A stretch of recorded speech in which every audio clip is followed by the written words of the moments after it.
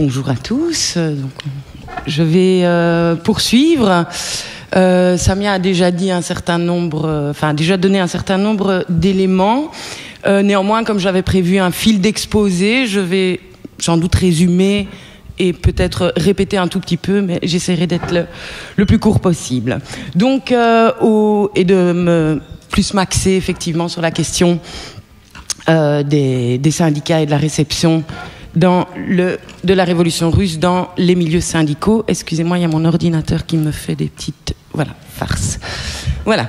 Donc, au lendemain de la Première Guerre mondiale, il va y avoir toute une série de transformations sociales en Belgique. Donc, on a cité l'abrogation du fameux article 310 du Code pénal qui interdisait le droit de grève.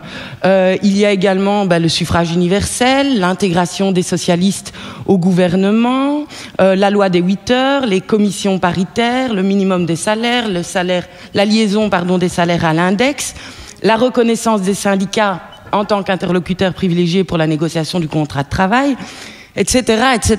Donc un gros paquet de réformes qui va également s'accompagner de l'avènement d'un syndicalisme de masse en Belgique, puisque avant 14, les syndicats belges que vous voyez ici en jaune, à la traîne des syndicats européens des pays européens en matière de taux de syndicalisation, vont au lendemain de la guerre se retrouver en 3e place. Vous voyez sur le tableau cette barre jaune qui se trouve juste derrière l'Allemagne et le Royaume-Uni. Cette croissance est principalement le fait des syndicats socialistes. Donc avant 14, les syndicats socialistes et chrétiens se partageaient plus ou moins à part égale, mais on pourrait parler des chiffres évidemment ici, mais on va pas s'appesantir là-dessus, les syndiqués belges. Mais au lendemain de la Première Guerre mondiale, ce sont bien les syndicats socialistes qui accusent le plus fort de la croissance, si pas toute cette croissance. Donc ils vont passer de 123 000 membres en 1914 à plus de 600 000 affiliés à la fin de l'année 1919.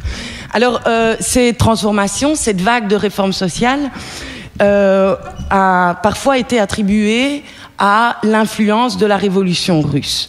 Alors, selon cette explication, la bourgeoisie aurait, par crainte d'extension de la révolution bolchevique en Belgique, accordé ces réformes pour éviter une révolution. Alors, à mes yeux, c'est une vision un petit peu trop idéologique, trop politique, qu'il convient de nuancer. Soit on en déduirait que l'insurrection aurait été à l'ordre du jour en Belgique au lendemain de la guerre, ce qui, en fonction des études que j'ai réalisées, ne me paraît pas vraiment exact. Soit que le seul acteur du changement aurait alors été la bourgeoisie et sa crainte d'une révolution. Donc sa crainte, imaginaire ou pas, de la révolution. Voilà, je pense que c'est ni l'un ni l'autre et que la situation est autrement plus complexe et que pour comprendre cette influence de la révolution russe qui va effectivement se produire, mais avec, selon moi, un décalage qu'on peut estimer à 3 années en Belgique, 3 ans, il faut partir du mouvement social propre des travailleurs, en Belgique, pendant la guerre et au lendemain de la guerre. Donc il faut insister tout d'abord sur la situation toute particulière de la Belgique pendant le conflit. Elle est effectivement assez exceptionnelle au niveau européen, puisque la Belgique va être occupée pendant 4 années qui vont se traduire pour les travailleurs, pour la classe ouvrière, par d'intenses misères, d'intenses privations et un chômage énorme. Si vous avez une caricature sur les cartes de chômage pendant la guerre.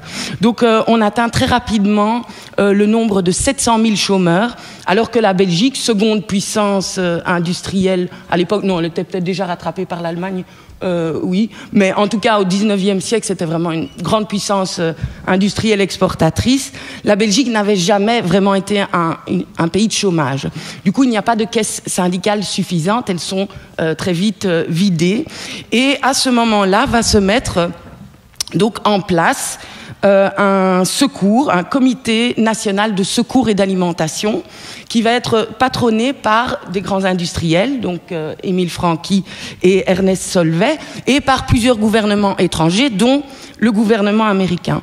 Et donc ils vont récolter des subsides, des vivres un peu partout dans le monde. C'est une véritable opération humanitaire qui s'inscrit sans doute aussi politiquement dans le conflit. Les alliés qui viennent aider la pauvre Belgique occupée par les populations belges occupées par l'Allemagne, mais ce chômage est très très faible. Il s'agit effectivement d'un secours de chômage au début parce qu'on ne veut pas confondre les indigents avec ceux qui ont perdu leur travail.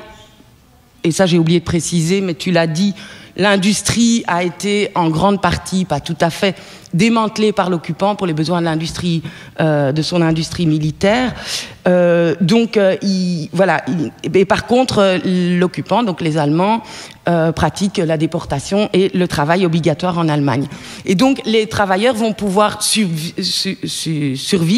grâce à ces maigres secours, mais qui sont très très maigres, qui sont de chômage au départ et d'alimentation. On distingue donc les indigents des chômeurs, mais à la fin de la guerre, tout le monde ne reçoit plus que des tickets d'alimentation et la situation est vraiment très très difficile. Alors, dans ce contexte, il faut bien voir que en Belgique, le patriotisme, il va vraiment être extrêmement important. Extrêmement important parmi la population, même si c'est effectivement très difficile, évidemment, en l'absence de sources, de se rendre véritablement compte de l'impact de ce patriotisme. Mais en tout cas, ce qui est sûr, c'est que le socialisme belge, lui, est très patriote, et même patriote militant. Samia a souligné la délégation donc envoyée en Russie au lendemain de la première révolution russe, enfin si on considère un processus, mais bon, au lendemain de la révolution de février, où Van der Velde donc mène une campagne pour que la Russie poursuive l'effort de guerre. Le Parti socialiste se réjouit, le POB donc se réjouit de cette première révolution puisqu'elle débarrasse effectivement les alliés d'un autre allié encombrant qui était le régime autocratique tsariste. Ici, on est vraiment, dit Van der Velde, face à deux blocs dorénavant, donc le bloc de la démocratie contre le bloc des empires centraux. Et donc Van der Velde et le Parti socialiste est extrêmement patriotique. Ils veulent continuer la guerre jusqu'au bout. Il n'est pas question de capituler devant l'Allemagne. La cause belge est quelque part identifiée à la cause de la liberté. Alors, ça va évidemment poser problème par rapport à cette seconde révolution russe, celle d'octobre, puisque la question de la paix est évidemment au centre de cette révolution. Et là, le Parti socialiste, le Parti ouvrier belge, va bien moins accueillir cette révolution et surtout ces tentatives de paix. Mais je ne vais pas cette option de la paix, mais je ne vais pas m'appesantir là-dessus puisque c'était pas à proprement parler mon sujet. Donc j'essaye d'avancer.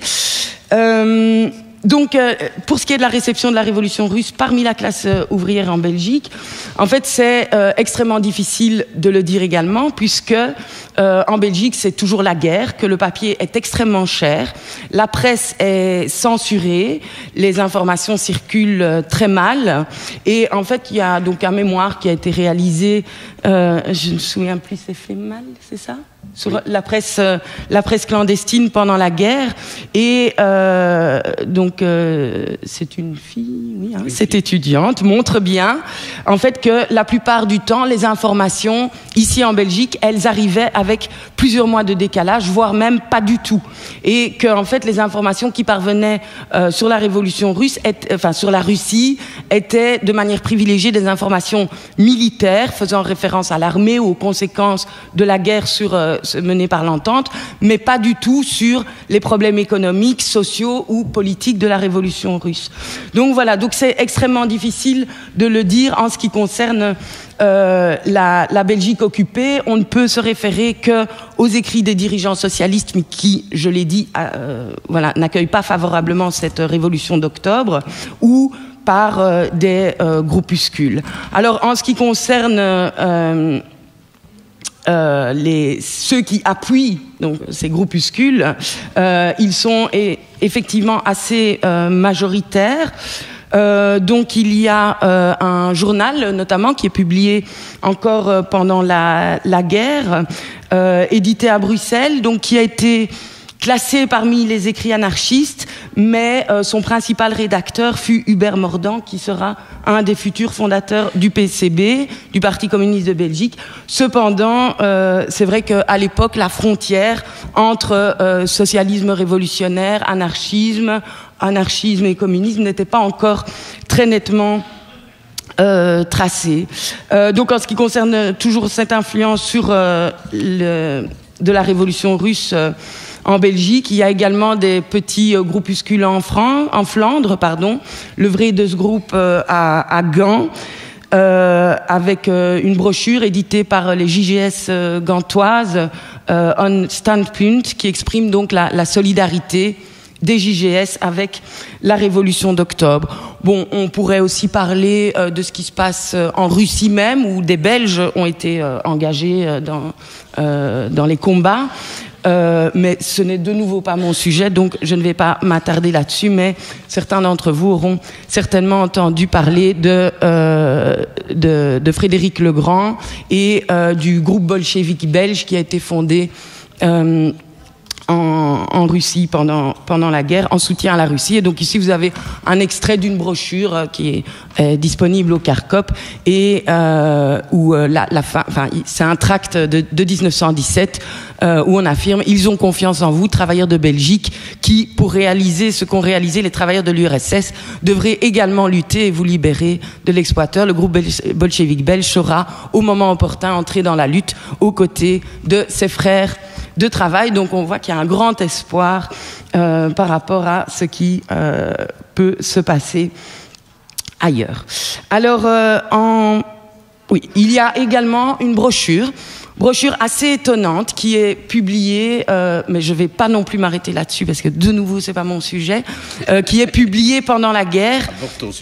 Voilà, je vais aborder mon sujet. Alors en août 1918 sur la révolution russe, mais qui est donc édité par Joseph Jacques Motte, mais dont l'introduction a vraisemblablement été écrite, et là c'est un petit peu mon sujet, par Joseph Wouters. Ce qui est vraiment étonnant, cette introduction, elle est mitigée par rapport à la révolution russe. Elle dit qu'il faut faire la clarté sur ce qui se passe par rapport à la fin de la guerre. Et bon, voilà, éventuellement, on peut en reparler dans la discussion si il y en a certains que ça intéresse. Mais c'est un document assez surprenant. Voilà. Alors, qu'est-ce qui se passe à la toute fin de la guerre? L'agitation reprend à partir de l'année 1917. Donc, il y a une certaine effervescence sociale. Il y a plusieurs mouvements de grève. Je ne vais pas tous les décrire ici parce que ça prendrait trop de temps. Mais on sent qu'en 1917, on commence à préparer l'après-guerre. On commence à la préparer ainsi qu'au niveau syndical. Donc la commission syndicale va signifier officiellement au Havre, avec le bureau du POB donc, qui est resté en Belgique, que les travailleurs considèrent le suffrage universel comme leur revendication principale. Donc là, on voit que la revendication du suffrage universel, bon, elle est bien présente. Et la commission syndicale ajoute en plus la suppression de l'article 310 du Code pénal qui interdisait le droit de grève et le droit d'association sans restriction pour les employés et les ouvriers de l'État. Donc, il y a des grèves, la fin de la guerre approche. Les derniers jours de l'armistice sont, Guy Van Sinon en a parlé ce matin, marqués par des troubles à Bruxelles. Les soldats allemands se révoltent et forment des conseils, défilent sur le boulevard Anspach, drapeau rouge au vent. Ils invitent les socialistes à venir à la réunion, ce qu'ils refusent, y compris Jacques Motte. Ils refusent officiellement d'y assister, mais ils y vont quand même en catimini. Mais leur regard sur le Conseil n'est pas très réjouissant. Et donc, au moment de ces soulèvements des soldats allemands à Bruxelles, ils vont publier un manifeste au peuple belge dans lequel, en fait, les signataires appellent au calme, il faut rester digne des destinées qui nous attendent, etc., que les Allemands retournent chez eux pour y achever l'œuvre de la Révolution. Et ici, on va attendre les mots d'ordre du parti.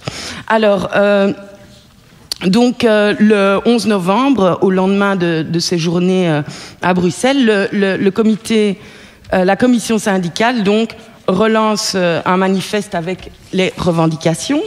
Voilà. Et au lendemain de la guerre, en fait, un vaste mouvement social, Samia en a parlé, éclate et va déboucher effectivement sur la situation en Belgique est de nouveau, par rapport aux autres pays européens, tout à fait spécifique. Donc, tout à fait. Et la situation économique, donc l'indice des prix, vous le voyez, est parmi les plus élevés d'Europe, avec le marché noir, etc., qui s'est développé pendant la guerre. Et donc, il y a ce vaste mouvement social qui se développe et qui va être appuyé par la commission syndicale. Et la commission syndicale donne le mot d'ordre aux ouvriers de ne pas travailler plus de 8 heures par jour et de revendiquer en même temps une augmentation de 100% sur les salaires d'avant-guerre. Ça paraît énorme, une augmentation de 100%, mais les prix avaient quintuplé, donc c'était pas si énorme que ça, avec un minimum de 1 franc de l'heure. Et donc on a un vaste mouvement social de refus de reprise du travail.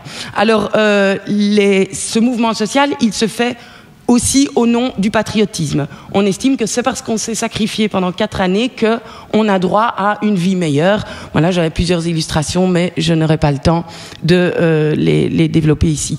Alors, la commission, donc les conflits vont finalement être sous l'intervention de Joseph Wouters, donc ministre socialiste qui a vécu pendant la guerre auprès du peuple belge pendant toute l'occupation, donc il a une certaine confiance de la part des travailleurs. Donc ces conflits vont être résolus effectivement par l'intervention du gouvernement et tout particulièrement de Joseph Wouters, qui va en fait jouer avec les secours d'alimentation, de chômage et d'alimentation qui avaient été instaurés pendant la guerre et qui ont été maintenus le temps de la reprise du travail. Et donc effectivement, c'est pas qu'il n'y a pas vraiment de contrepartie pour les patrons, puisqu'en fait les patrons ils espéraient que les ouvriers ils plient sous la pulsion de la faim, F-A-I-M, donc du ventre, et en fait en octroyant ce chômage aux grévistes involontaires va-t-il dire, eh bien en quelque sorte Wouters va donner une capacité de résistance aux travailleurs. Donc à partir de ce moment-là, les patrons vont se dire bon là on pourra plus les faire plier comme ça et on va effectivement accepter de négocier. Et la base de négociation, c'est non pas les 8 heures et 1 franc de l'heure comme revendiquait la commission syndicale, c'est 9 heures et 0,85 centimes. Et si les ouvriers refusent, eux, on va leur refuser le secours alimentaire. Bref, à partir de ce moment-là, vont se multiplier les commissions paritaire, donc là je vais passer, l'ouvrier communiste on en a parlé, mais donc c'est une période vraiment de victoire, d'unité. Pour moi il y a une très grande unité dans le parti et dans les syndicats entre 18 et 19, je vais bientôt arrêter, mais cette unité elle est très fragile. Et en fait, elle va être rompue à partir de 1920, à partir du moment où une vague de réaction patronale se développe en Belgique.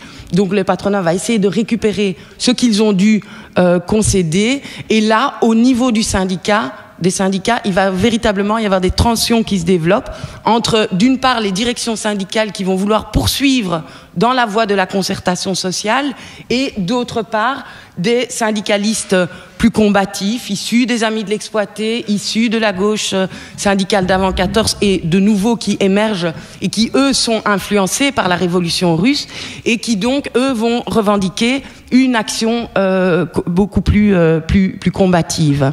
Et donc, voilà, face à la réglementation de ces grèves, il y a ce fameux conflit d'Ougrée-Marié, les choses vont progressivement s'envenimer et voilà, tout ça est à mettre en lien avec les ruptures de Jacques Motte, ce qui va se passer au niveau du parti est à mettre en lien avec ce contexte social et donc les tensions vont vraiment s'accroître, on pourra en reparler après si vous voulez, à l'intérieur du mouvement syndical jusqu'à ce que la commission syndicale décide en fait d'exclure les syndicalistes communistes de son sein en 1924.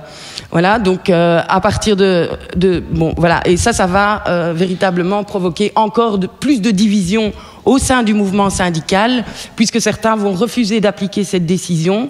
Il va se former alors des groupes qu'on appelle les groupes unitaires, des groupes du mouvement de l'unité, composés à la fois de syndicalistes combatifs, de syndicalistes communistes, et voilà, donc qui vont agir en faveur de cette unité. Voilà, donc je vais m'arrêter, je suis bien obligée. Oui. Voilà, ben, je suis désolée, trop long. Merci. Ce sera à vous de faire ressurgir